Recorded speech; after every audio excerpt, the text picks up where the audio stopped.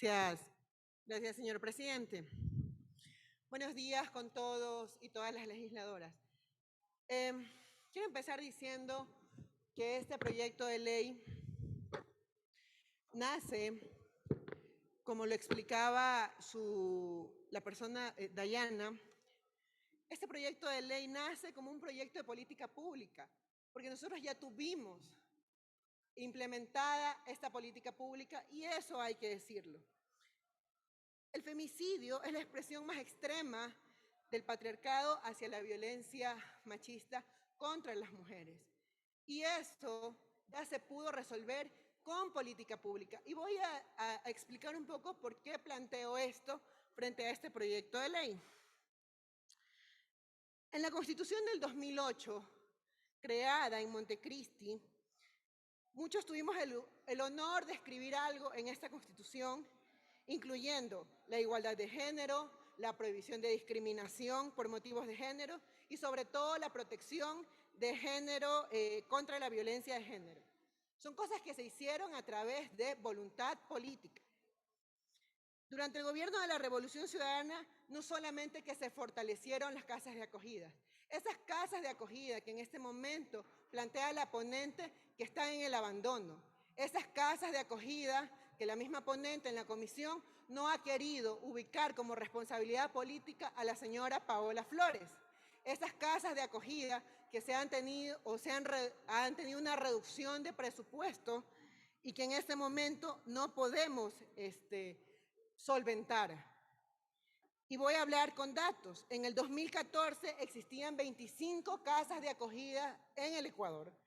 Actualmente solo existen 5, de las cuales, escúchese bien, solo 5, de las cuales este gobierno indolente actualmente solamente le ha dado 2.5 millones que no alcanzan para absolutamente nada. Esas casas de acogida que estaban pidiendo el presupuesto los meses anteriores, porque las mujeres que están dentro de esas casas no tenían ni siquiera alimentos que darles para que ellas puedan sostenerse en las mismas. Eso es lo que pasa en este momento y por eso este proyecto de ley nace. Un proyecto de ley que nace por la ausencia de la política pública para fortalecer y sobre todo para erradicar la violencia hacia las mujeres. Durante el gobierno de la Revolución Ciudadana, y yo sé que les es incómodo a alguna gente aquí en este pleno, también se tuvo una afiliación para las mujeres trabajadoras remuneradas del hogar. Y esto se hizo obligatorio y esto sí sirvió para poder cerrar las brechas de inequidades entre hombres y mujeres. Muchos de estos avances también se realizaron sin que la Asamblea, y esto es muy importante, porque aquí se plantean algunas cosas de que al país le faltan leyes. Y yo aplaudo la iniciativa de Dayana Pazley en este momento, porque es la traducción de la ausencia de la política pública a un proyecto de ley. Pero sin que la Asamblea Nacional moviera un solo dedo, había política pública para poder proteger a las mujeres de este país. Y eso, por ejemplo, se hizo a través de un decreto ejecutivo,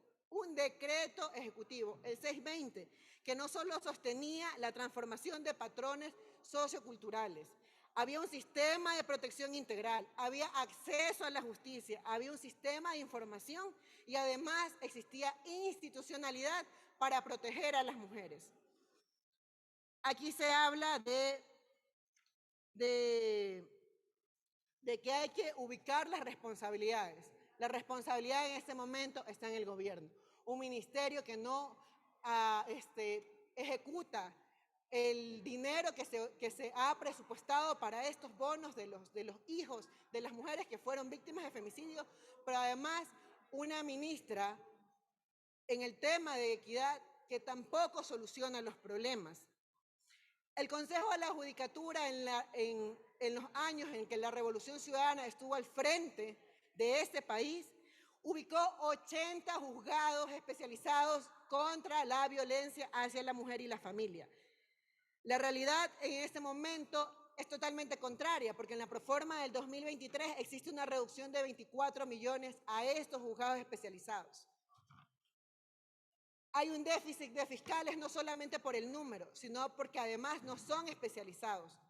Existen fiscales que ni siquiera que tienen un trabajo tan intenso que ni siquiera pueden llegar a manejar entre 2.000 y 4.000 expedientes en este mismo momento. Señor presidente Guillermo Lasso, usted no necesita la Asamblea Nacional para poder erradicar la violencia hacia las mujeres. El año 2022 fue el año más violento para las mujeres, donde tuvimos 332 femicidios. Y si esa cifra no le alarma, quiere decir que no le importamos. El femicidio fue tipificado en el 2014, en el año de la Revolución Ciudadana, pero sin embargo, este año se han tenido, insisto, 332 femicidios. ¿Y qué se ha hecho realmente por fortalecer la justicia? ¿Qué se ha hecho realmente por tener casas de acogida? ¿Qué realmente se ha hecho con el presupuesto para las mujeres? Porque en el 2008 se construyó una ley en la Asamblea Nacional que ni siquiera tiene presupuesto para que se pueda ejecutar y que la erradicación a la violencia de las mujeres sea real en este país. Eso es lo que está pasando y eso es lo que no se dice, y la responsabilidad política hay que entregarla. Y aquí la ley propone una pensión mensual, ya lo decía Dayana, becas de estudios, apoyo de inserción escolar, inserción laboral, entre otros, para las víctimas y sus familiares. Es algo que se contrasta con la realidad en este país, porque 1.526 niños y niñas quedaron en la orfandad por asesinato a sus madres. ¿Saben, señores legisladores, cuántos de estos niños recibieron este bono que se construyó en la Revolución Ciudadana? Solo el 13% recibió una compensación presupuestaria. Y la realidad es que ese presupuesto está ausente, porque de más de $230.000 solamente se ejecutaron 110.000. Y esto no puede seguir así, porque además el presidente Guillermo Lasso nunca entrega la palabra hacia las mujeres. Nunca más nos mataron tantos y son las formas más violentas de mujer y más cruel para una mujer. Y este gobierno indolente solo otorgó 32 bonos de acuerdo al informe que entregó su ministro de Inclusión Económica y Social. Y quiero recordarles a las víctimas que vamos a mantener este compromiso vivo. En este momento nos toca construir una ley por falta de política pública. Nos toca construir una ley porque no existe realmente el compromiso del Estado para cuidarnos, para salvarnos y sobre todo para protegernos. Por eso en este momento esta Asamblea Nacional ha tenido que ver la necesidad de debatir una ley que nos pueda proteger. Quiero decirles que esta bancada y que este Curul 26 va a trabajar por ustedes, va a trabajar con ustedes y va a poder construir una ley que pueda transformar esa política pública que ya existió en una ley que en este momento obligue al gobierno de turno a protegernos todos los días. Muchas gracias, señora presidenta y compañeros. Gracias a usted, señora asambleísta. Tiene la palabra